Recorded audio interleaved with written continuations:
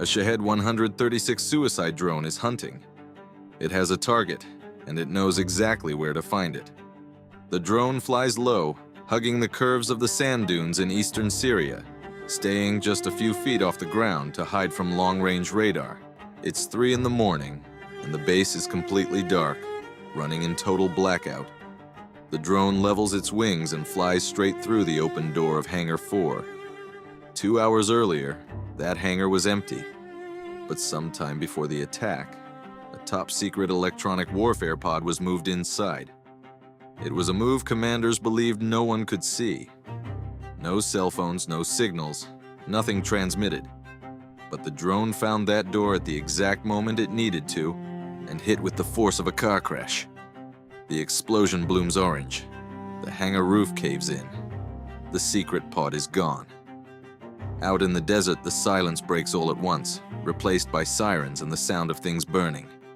And in that moment, something terrifying becomes clear. The enemy didn't have to guess. They were watching from above the entire time. The base doesn't slowly wake up. It explodes into action. The ground shakes as the first battery of M142 HIMARS trucks rolls into position. A roar fills the air as 6 rockets blast off the rails, not firing blindly into the dark, but hitting the exact coordinates where the drones were launched. Each rocket is a streak of fire moving at 2,500 miles per hour.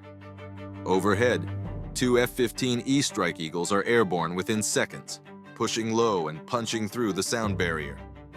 The sonic boom shatters windows in the nearest town. They are hunting the next wave. 30 drones are flying in a tight pack low to the sand, looking like a swarm of insects on the radar screen. The lead F-15E fires 4 AIM-120 AMRAAM missiles in rapid succession. Each one leaves the aircraft with a sharp crack. 5 miles out, the drones start detonating, turning into fireballs and shards of plastic. But for every 5 destroyed, 10 more appear on radar. It is not an attack. It is a flood. To the west, a MIM-104 Patriot battery joins the fight. A PAC-3 interceptor screams off the launcher after an Iranian Fateh 110 ballistic missile falling from the upper atmosphere. They collide at 40,000 feet. The explosion lights up the sky like a false dawn. But as the debris falls, the radar operators notice something disturbing. The drones are changing course. They are finding the gaps, the dead zones, the angles the radar beams cannot reach. They are not just flying. They are adapting. The HIMARS rockets hit the launch site 50 miles out and churn the sand into craters and twisted metal. But the damage to the base is already done. Hangar 4 is a smoldering wreck. The secret is out. The base thought it was hidden in the dark. The lights were on the whole time. For a long time, the assumption was that the desert was simply too vast for anyone to find a well-concealed position. Forces moved at night because only friendly satellites were believed to see clearly in the dark. The enemy did not build a new space program. They did not launch their own rockets. They used a credit card. They went to China and paid for access to a commercial satellite constellation called Jilin-1. It is not one satellite. It is a network of over 100 high-resolution cameras continuously orbiting the Earth. For Iranian targeting officers, the Middle East became a live, high-definition television broadcast. These satellites resolve objects smaller than 1 yard across. To put that in perspective, it would be the equivalent of standing in New York City and reading the label on a golf ball lying on the grass in Washington, D.C. Roughly 240 miles away. China provides the eyes in space. Iran provides the missiles on the ground. The enemy does not need to be technologically superior. They just need to pay for the feed. It is like living in a glass house while the enemy stands outside with a bag of rocks. The response was a classic deception operation. If concealment was no longer possible, the plan was to lie. Dozens of decoy tanks and rocket launchers were deployed, built from rubber and plastic, detailed enough to fool a ground observer. Heaters were placed inside to generate thermal signatures visible to infrared cameras. But Jilin-1 does not rely only on optical photography. Its sensors analyze the ground around each object. Real armored vehicles are heavy. They compress the soil and leave subtle depressions. Rubber decoys do not. The satellite's onboard processing flagged the fakes in seconds. The Iranian commander did not waste a single missile on the balloons. Instead, he directed his Zulfiqar missiles at a patch of empty-looking desert 15 miles away, the exact location where real tanks sat hidden under heavy camouflage netting. The missiles arrived at 3,500 miles per hour with preloaded coordinates. 3 tanks were destroyed before their crews could start the engines. The rubber decoys stood untouched. The attempt to deceive the enemy failed completely. They were not just being watched, they were being studied. For veterans who served in the 80s and 90s, concealment was straightforward. A camouflage net, radio silence, working in the shadows. It kept people alive. That calculus no longer exists. Today, moving a single truck or opening a hangar door can be observed from 300 miles above the earth. It is a new kind of war, and it demands a new kind of courage to fight it. The threat does not stay in the desert. In the Persian Gulf, an aircraft carrier is making 35 knots. For a century, the carrier was effectively a ghost. The ocean was too vast, too featureless, too dark for an enemy to reliably locate a moving ship. That era is over. 600 miles away in the Iranian interior, a Kalaj Fars anti-ship missile battery establishes a direct data link to a Jilin-1 satellite passing overhead. The ocean, once a place of concealment, is now as transparent as a glass of water. The carrier is a target on a screen 1,000 miles from the launcher. The missile fires, punches out of the lower atmosphere, and while it arcs through space, the satellite transmits one final update. The ship has altered course slightly to port. The missile's guidance computer adjusts. The hunter does not search for the prey. The prey is being illuminated by a flashlight in orbit. The carrier is no longer the one doing the hunting. This is what the coordinated strike package was designed to accomplish.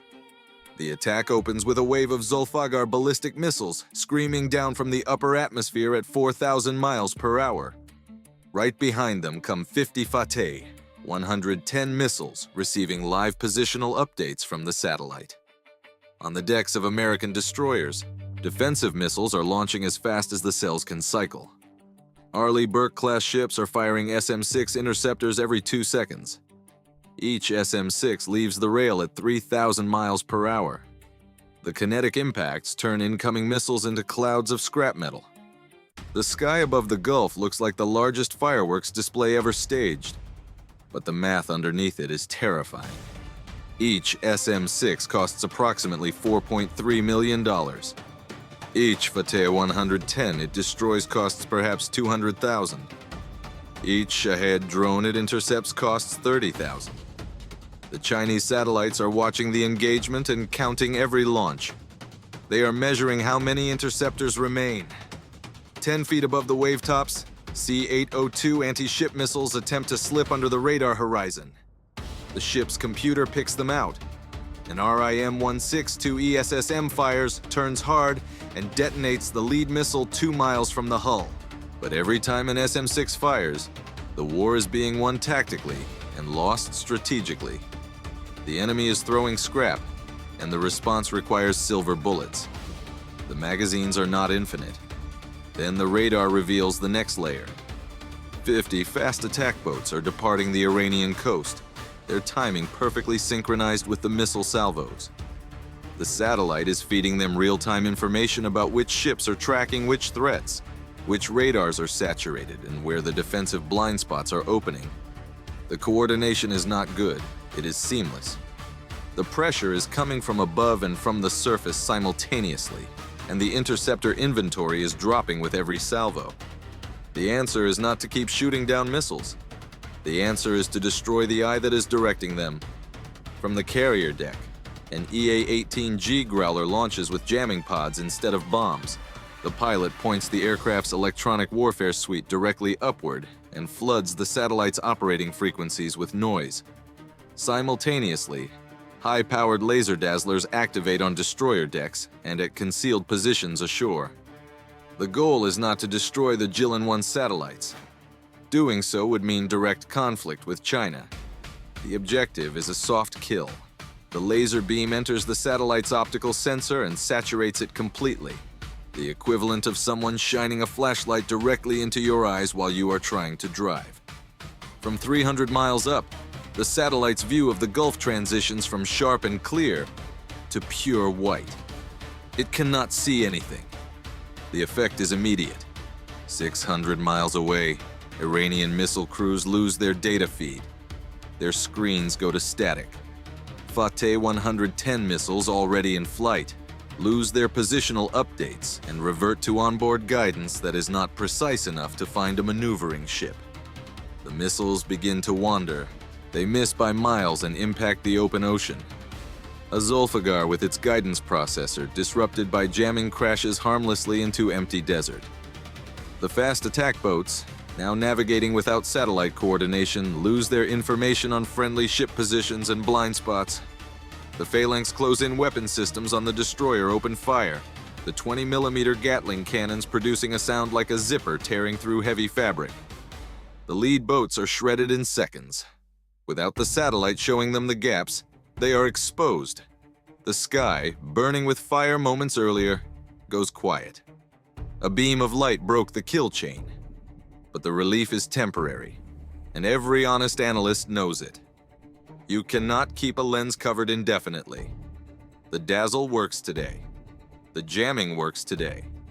The question that should follow everyone home is what happens when the next generation of these satellites does not need to relay data through a ground station at all?